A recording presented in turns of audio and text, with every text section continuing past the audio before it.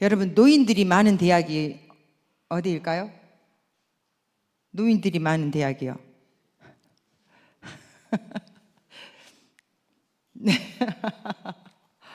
네? 연세대학교입니다. 네, 연세대학교요.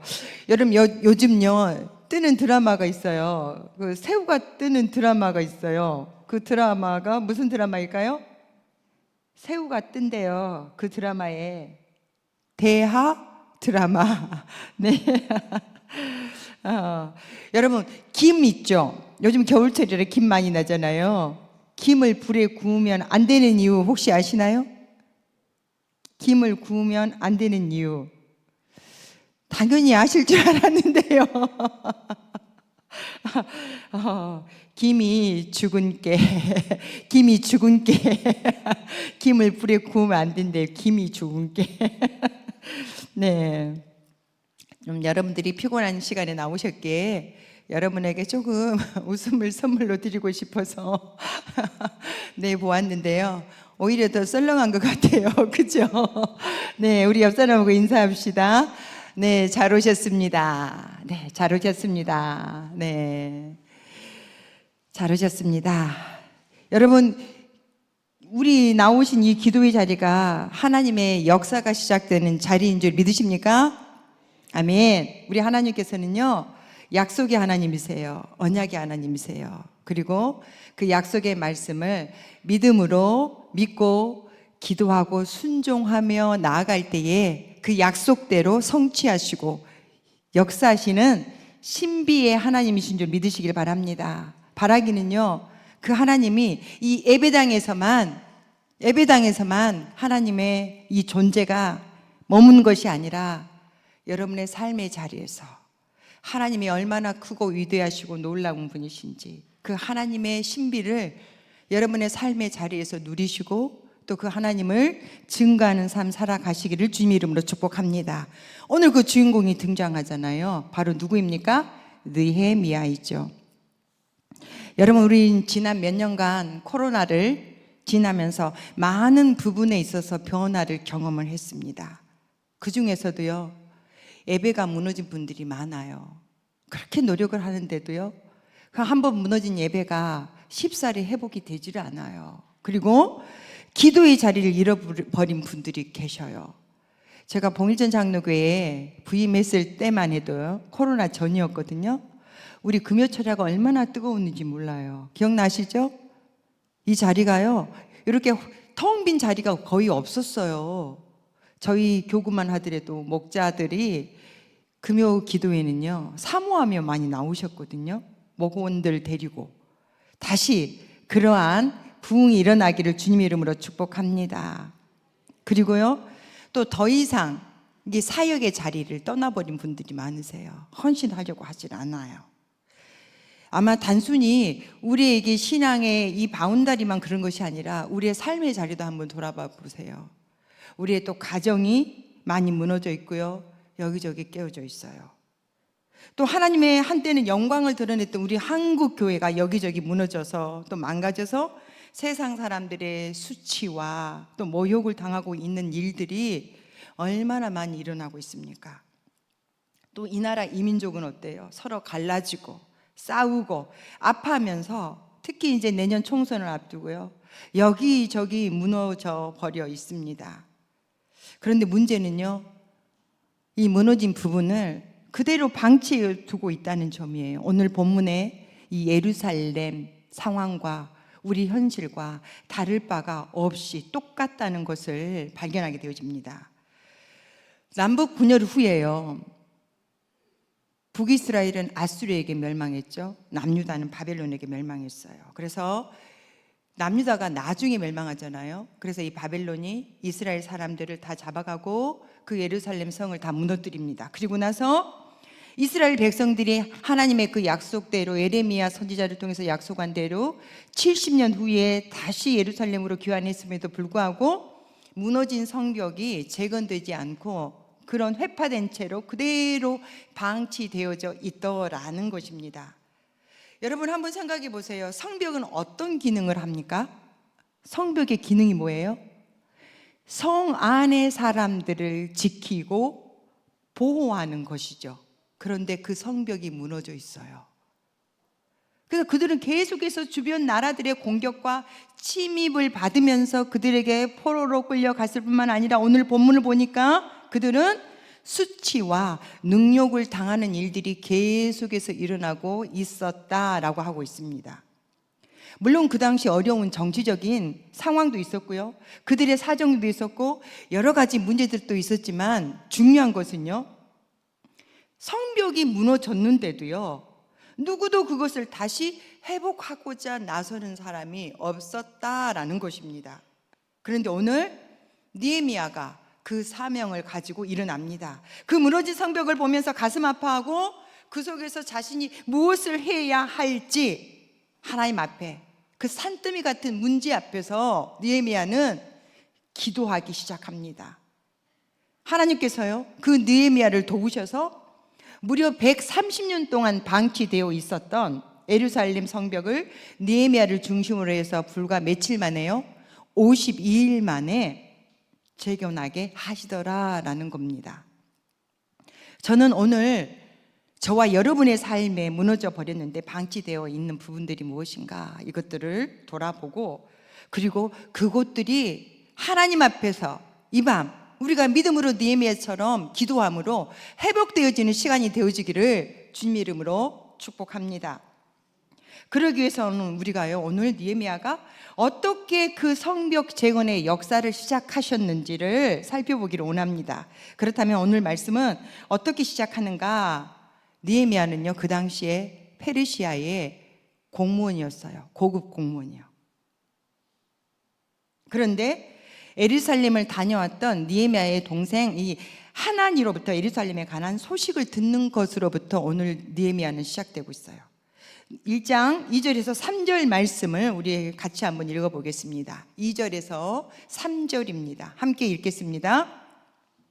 내 형제들 가운데 하나인 하나니가 두어 사람들과 함께 유다에서 내게 이르렀기로 내가 그 사로잡힘을 면하고 남아있는 유다와 예루살렘 사람들의 형편을 물은즉, 3절입니다. 그들이 내게 이르되 사로잡힘을 면하고 남아있는 자들이 그 지방 거기에서 큰 환난을 당하고 능욕을 받으며 예루살렘 성은 허물어지고 성문들은 불탔다 하는지라. 네, 하나니가 예루살렘 성에서 지금 일어나고 있는 끔찍한 일들에 대해서 보고를 합니다. 무너진 성벽으로 인하여서 주변 나라들이 많이 쳐들어와서 많은 사람들을 포로로 잡아가고, 또 남아있는 사람들은, 그나마 남아있는 사람들은 수치와 또 능욕을 당하고 있더라라는 것입니다. 여러분, 성벽은 다 무너졌어요. 그리고 성문조차도 어떻게 됐다고 말씀하고 있어요? 불타버렸다라고 이야기하더라는 겁니다. 여러분, 우리도 우리 주변으로부터요, 가슴 아픈 이야기들을 들을 때가 있어요. 누군가가 고통하고 또 누군가가 건강으로 인하여서 아파하고 힘들어하는 이야기를 듣습니다. 또 경제적으로, 더 나아가서는 사랑하고 서로 아끼고 보듬어 줘야 할 이 가족의 관계에서 힘들어하고 아파하는 일들을 우리가 듣곤 합니다. 여러분, 그럴 때 우리가 제일 먼저 해야 할 일이 무엇이겠습니까? 느헤미야는 이렇게 반응합니다. 4절입니다. 우리 4절 말씀 같이 한번 읽어보겠습니다. 내가 이 말을 듣고 앉아서 울고 수일 동안 슬퍼하며 하늘의 하나님 앞에 금식하며 기도하여. 아멘. 여러분, 느헤미야가요, 그 동족들의 슬픔, 이 가슴 아픈 이야기를 듣고 제일 먼저 했던 일이 무엇인가 하면요, 주저앉아서 울며 슬퍼했다라고 이야기합니다. 여러분, 왜 울었을까요? 지금요, 느헤미야는요 1000km나 떨어진 곳에 있어요. 같은 장소에 같은 공간에 있지 않아요. 소식만 들었을 뿐이에요. 그랬던 이 느헤미야가 왜 앉아서 울고 있을까요? 이스라엘 민족이 지금 당하고 있는 일들이, 이스라엘 민족에게 일어난 일들이 남의 일처럼 느껴지지 않았기 때문이 아니었을까요? 내 일처럼 느껴지니까요. 그 고통당하고 수치를 당하는 그 모든 일들이 내 일처럼 느껴졌기에 느헤미야는요, 그 소식을 듣고 주저앉아서 하나님 앞에 통곡하고 있더라라는 것입니다. 여러분, 이러한 산더미 같은 문제 앞에서 믿는 우리들이 그렇다면 가져야 할 첫 번째 태도가 무엇인가 하면요, 정말 무너진 내 삶의 자리가, 또 내 사랑하는 사람들의 삶이 회복되기를 원한다면요, 우리가 누군가의 고통을 들었을 때, 누군가의 문제를 들었을 때에 남의 일로 외면하지 마시기 바랍니다. 그 이야기를 들었을 때에 그 일들이 내 일처럼 느껴지고 그것 때문에 함께 아파하는 마음이 있어야 한다라는 것입니다. 여러분, 우리는 너무나 내 삶에만, 또 내 삶에 일어나는 일들만, 내 주변의 일들에만 우리는 관심을 가지고 살아갑니다. 여러분, 지금 우리 지구 저쪽에 이스라엘, 러시아에서는요, 전쟁으로 인하여 이 순간에도요, 많은 사람들이 고통을 당하고 있는데 우리는 어떻습니까? 남의 일로만 여기지 않습니까? 지금 지구 반대편에서도요, 혹은 우리 가까이에서도 기근과 또 경제적인 어려움으로 인하여서 고통하는 이들이 있는데 우리는 그들을 외면하고 그들에게 관심을 가지지 않습니다. 우리 주변에 가까이에도요, 가정이 깨어지고 그 깨어진 가정, 그것으로 인하여 힘들고 아픈 시간을 보내고 있는 이들이 있는데 우리 가정만, 내 가족만 문제 없으면 괜찮다, 그리고 우리가 고개 돌려버릴 때가 얼마나 많은지요. 또 우리 청년 세대는 어떻습니까? 우리 청년들이 이렇게 서서 찬양하니 얼마나 좋아요. 교회가 정말 한결 젊어진 것 같지 않으세요? 아멘? 아멘 소리가 우리 청년들이 찬양하니까 어떠신가요? 교회가 훨씬 젊어지고 밝아진 것 같지 않으십니까? 아멘. 네. 여러분들, 우리 청년들이요, 잘못된 꿈을 향하여서 엇나가고 있고요, 서로를 짓밟으려고 하는 이 사회 속에서 우리는 그것이 문제인지조차도 인식하지 못하고 살아가고 있어요. 우리 청년들이 살아가고 있는 환경이 그렇더라라는 것입니다. 얼마나 치열하게 서로를 짓밟고 경쟁하며 살아남기 위해서 애쓰는지 몰라요, 우리 청년들이요. 우리 청년들을 위해서 여러분들 많이 기도해 주시고요, 격려해 주시고, 우리 청년들을 위해서 여러분들이 기도해 주시기를, 응원해 주시기를 주님의 이름으로 부탁드립니다. 여러분, 우리가 무엇보다도 마음 아파해야 하는 것은요, 내 삶의 예배가 무너지고 기도가 끊어지고 사역이 중단되어서 더 이상 사역이 이어지지 않고 있는 이 상황을 보고도 아파해야 돼요, 우리가. 그런데 아파하지 않는 것이 우리의 문제라는 것입니다. 더 나아가서는요, 우리 주변의 모든 사람들의 아픔이나 슬픔, 고통, 그리고 문제들을 들을 때마다 먼저 아파하는 마음이 회복되어야 돼요. 그게 누구의 마음이겠어요? 아버지의 마음인 줄 믿으시길 바랍니다. 그러하게 하나님, 나에게 아버지의 마음을 회복시켜 주옵소서. 다른 이웃들의 아픈 소식, 고통의 소식이 들을 때에 나에게 나의 문제로, 나의 아픔으로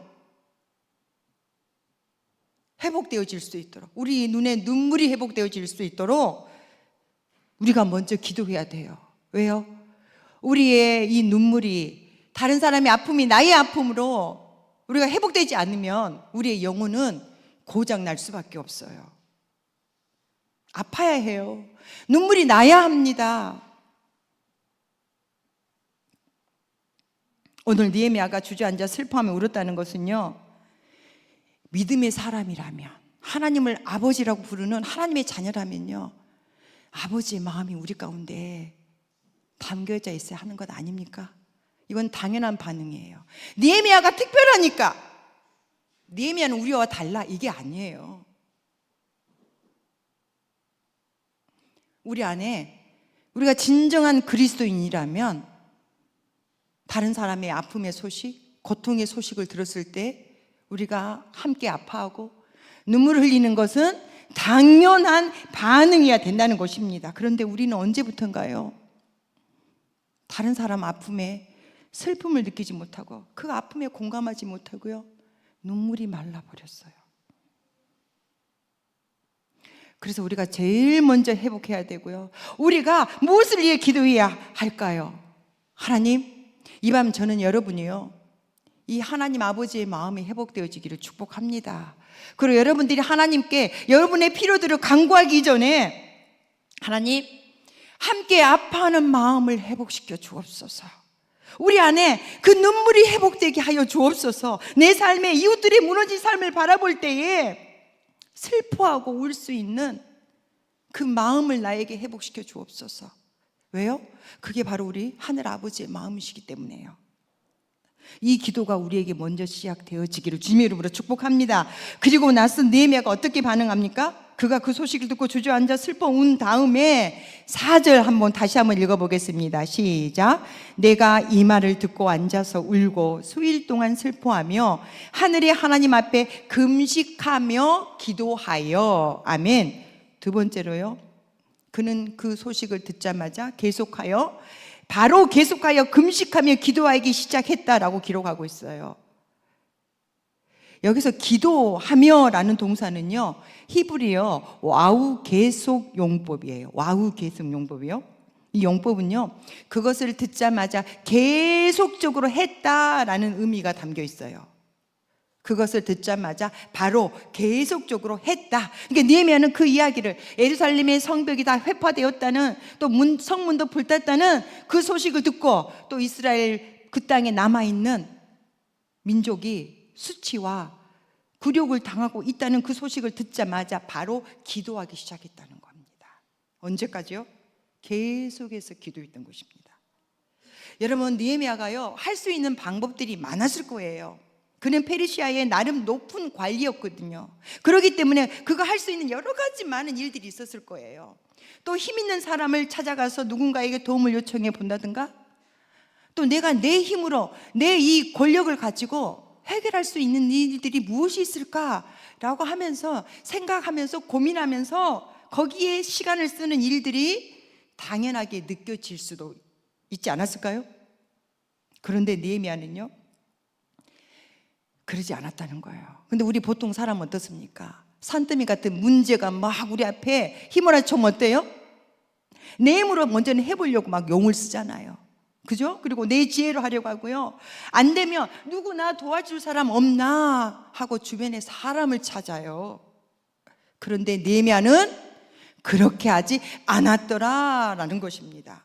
즉각적으로 그는 하나님 앞에 기도하기 시작했다는 거예요. 그것도 하나님 앞에 금식하며 기도했다라고 합니다. 여러분, 느헤미야는 왜 기도를 선택했을까요? 이 문제에 대한, 그들 앞에 이 산더미 같은 문제에 대한 해결책이 기도에 있다는 것을 느헤미야는 알았기 때문에, 기도의 능력을 믿는 믿음이 있었기 때문인지 믿으시길 바랍니다. 기도만이 지금 이 상황을, 이 무너진 성벽으로 인하여 고통받는 이스라엘 백성들의 이 절망적인 상황들을 해결할 수 있다라는 것을 그가 믿었기 때문인 줄 믿으시길 바랍니다.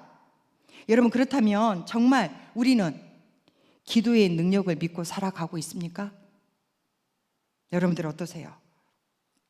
우리는 내 나름대로 할 것 이것저것 다 해보다가 안 되면 결국 어쩔 수 없이 기도의 자리에 나오진 않습니까?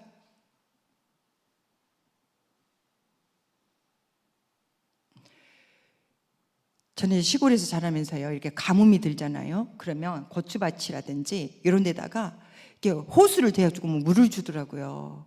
그래서 이렇게 이제 여쭤보면 막 애를 써요. 그러면 그 웬만한 것은 다 커버가 되더라고요. 그런데 또 보면 그 어른들이요, 농사 지으면서 호수로 물을 주면서도요, 충분하게 끌어다 주면서도요, 비가 오게 해달라고 막 기도를 하는 거예요. 그래서 저는 이제 이해가 안 돼서 굳이 비 안 와도 이렇게 수돗물 끓여다가 이렇게 주니까 되지 않아요? 그랬더니요, 그 동네 어르신이 그렇게 얘기한 게 기억이 나요.